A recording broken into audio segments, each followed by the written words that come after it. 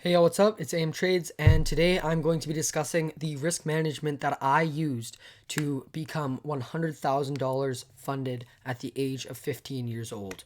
So far, on my journey to becoming 1 million in funded, I have achieved 100,000 with the firm One of One Funding, who is owned by Tyler Riches, also known as TJR Trades, and also Aiden Rao, who is Gen Z Money. He's also another big creator in the kind of e-money, internet money space. So I just wanted to kind of give a rundown on how I manage my risk, how I manage my risk now on further evaluations and challenges, and how I'm going to be managing going forward. So if we move here, I kind of prepared a little doc to kind of go over some bullet points here, all about kind of the prop firm risk management that I recommend using for evals, whether it's one phase or two phase evals or your live funded accounts once you have passed. So if we start here with when to use full risk. Now, the most important thing is your first trade that you take, okay? And that is one example of a time you should be using full risk. And full risk, I mean 1%. You should not be risking more than 1% if you are at break even or in drawdown on, sorry, not in drawdown, but if you are not at break even. Okay. The only time you should ever be using 1% risk is when you're between -5% drawdown and break even. Okay. Anything past break even, you should be risking what your profits are up to a limit of your daily drawdown, which actually up to a limit of half your daily drawdown. So if you have a 4% trailing daily drawdown, you should not be risking more than 2% on trade. Okay. And those trades that you are risking extra should always, always, always be A plus setups. Okay. You do not want to be risking more than 1% on B plus or even kind of forced C trade setups, right? All right. So once you use full risk, you should use full risk when you are at like your baseline equity baseline. Okay, so let's say it's $100,000 account. If you are at $100,000 right in your first trade, you should be risking 1%. Okay, and then the second part of this is when you should take your first trade, right, on a challenge account.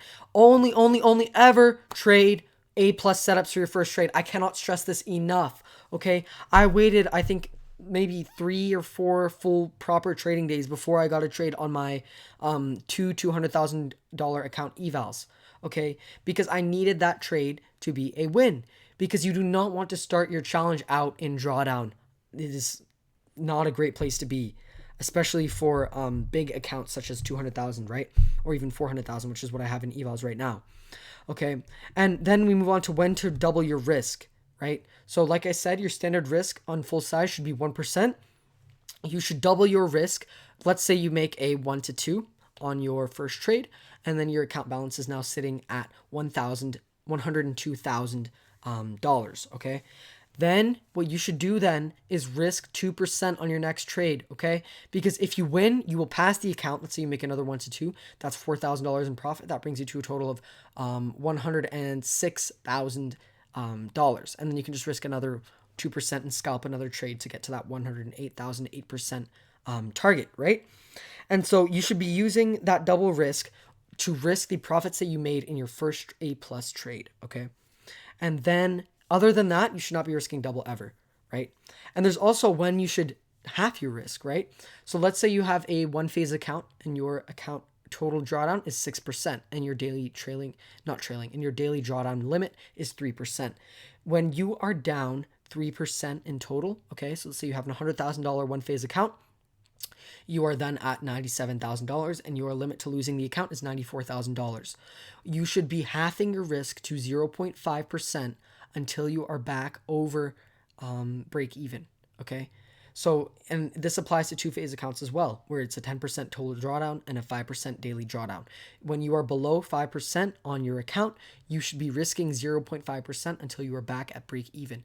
This also helps with your kind of management of the funded account, because on 1% and you have a 10% drawdown, you can lose 10 trades in a row and then you will blow the account.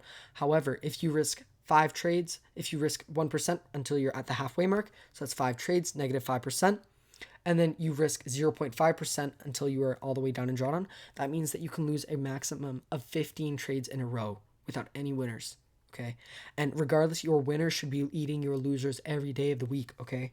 If you are risking 1% and you have a negative risk to reward, you need to work on your trading. Okay. Not saying that that can't work. It can work, but you need to have an extremely high win rate, and that is much, much, much harder depending on your system compared to using a lower win rate, higher risk to reward system. Okay. And then finally, one phase versus two phase accounts. Like I mentioned before, the way that you should be trading them should be the same. It's just proportional. Okay. So if you have a 5% maximum drawdown account, you should be risking the 1% until you are 2.5% in drawdown. Just as if you had a 10% maximum drawdown account, you should be risking 1% until you are 5% in drawdown. Okay. And that is how you guys should be doing it. There is no reason for you to play around with, oh, this setup is higher conviction, so I should risk more, or this setup is, on a news day, so I should be risking 0.75%, 0.25%, because that is when you are going to start. Even if your winners are larger than your losers in terms of RR, if you risk 1% and you lose it, right, that is 1% loss, and then you go and make 4 RR on 0.25% risk, you're only breaking even, right? And that's why I really don't believe in sizing down after your losses. Losses are part of the game, right? It's all probability. So why in the world, after losing 1%, would you drop your risk and then to 0.5 and say you lose again, you drop your risk again? Then any winner you make is not going to eat back your losses, right? It's only going to, if anything, break even from the last already scaled down trade. So yeah, that's the blueprint that I used to achieve my 100,000 in funding so far. And I'm currently on the way. I think I have one account is up 1% and the other one is at break even, because I did have a 2% losing day on Monday. I keep 100% transparent. So that means an $8,000 loss. But regardless, we keep it pushing. Tomorrow we have NFP. It is going to be a great day. We're going to trade very well. And we are going to take money out of these markets like we do every single day, every single week, man. And yeah, see y'all in the next one.